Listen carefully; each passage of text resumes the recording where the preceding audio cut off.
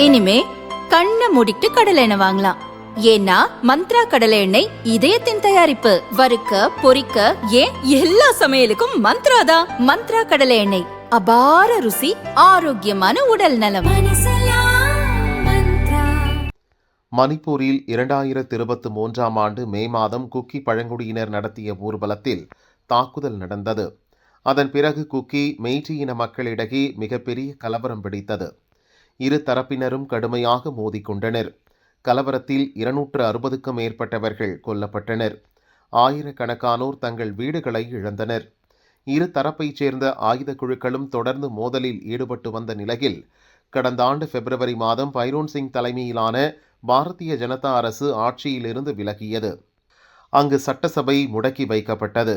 உடனடியாக ஜனாதிபதி ஆட்சி அமலுக்கு வந்தது. முதலில் 6 மாதங்களுக்கு ஜனாதிபதி ஆட்சி அறிவிக்கப்பட்ட நிலையில் பின்னர் மேலும் 6 மாதங்களுக்கு அது நீட்டிக்கப்பட்டது.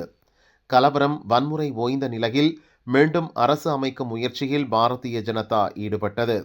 மெய்ட்டி குக்கி இனங்களைச் சேர்ந்த பாரதிய ஜனதா எம்எல்ஏக்கள் கூட்டணி கட்சி மற்றும் சுயேட்சை எம்எல்ஏக்களிடம் இது பற்றி பாரதிய ஜனதா மேலிட பொறுப்பாளர் PL சந்தோஷ் கருத்து கேட்டார். அதில் பாசிட்டிவான முடிவு எடுக்கப்பட்டது. பின்னர் டெல்லியில் உள்ள பாரதிய ஜனதா தலைமை அலுவலகத்தில் மணிப்பூர் பாரதிய ஜனதா எம்எல்ஏக்கள் கூட்டம் நடந்தது. முதல்வர் பொறுப்பை ஏற்கும் வகையில் சட்டசபை தலைவராக ஒய் கெம்சந்த் சிங் தேர்வு செய்யப்பட்டார். குக்கி பழங்குடியினத்தைச் சேர்ந்த மாஜி பெண் அமைச்சர் நெம்சா கிப்ஜன் துணை முதல்வராக தேர்வானார். புதிய அரசு பதவியேற்கும் வகையில் ஜனாதிபதி ஆட்சி வாபஸ் பெறப்பட்டது. 12ஆம் தேதிக்குள் பதவியேற்பு விழா நடக்கும் என்று எதிர்பார்க்கப்படுகிறது. இந்த நிலையில் மீண்டும் மணிப்பூரில் பயங்கர கலவரம் வெடித்துள்ளது. குக்கி இன மக்கள் அதிகம் வசிக்கும் பகுதிகளுக்கு தனி மாநிலம் கேட்டு சுரச்சன்பூரில் நடந்த போராட்டத்தில் வன்முறை வெடித்தது. பாதுகாப்பு படை வீரர்களுடன் கலவரக்காரர்கள் பயங்கரமாக மோதினர். அரசு சொத்துக்களை தீ வைத்து அட்டூழியம் செய்தனர். தொடர்ந்து பதற்றம் நிலவி வருகிறது.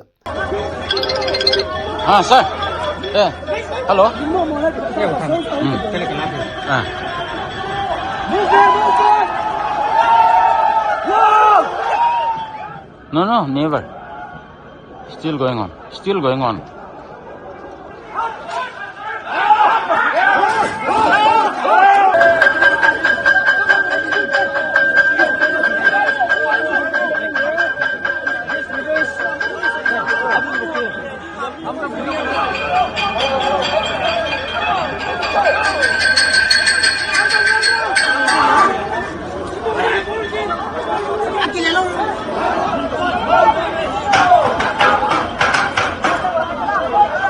அமைதியை கொண்டு வருவதற்காக போலீஸ், துணை ராணுவ படைகள் குவிக்கப்பட்டுள்ளன.